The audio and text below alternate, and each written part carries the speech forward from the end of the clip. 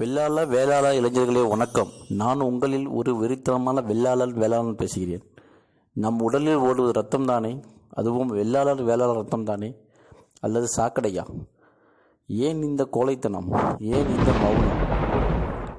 நம் உரிமை, நமது பெயர் அப்பட்டமாக அநியாயமாக மாற்று சமுதாயத்தினால் பொய் சொல்லப்பட்டு பறிபோகப் போகிறது. அதாவது நம் அப்பனே அவன் அப்பன் என்று பொய் சொல்லி பிடுங்க பார்க்கிறான்.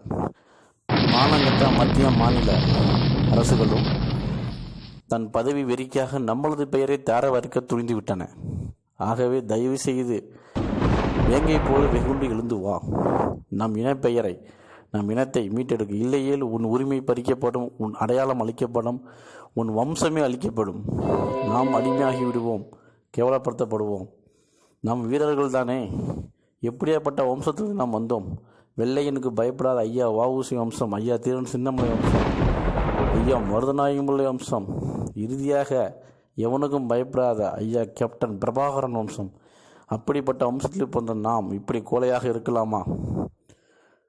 தயவுசெய்து வேங்கை போல் வெகுண்டு எழுந்து வந்து களத்தில் குதித்து நம் உரிமையை பறிகொடுக்காமல் இருக்க வெறித்தனமாக வேங்கை போல வெள்ளாளன் வேளனாக புறப்பட்டு வா.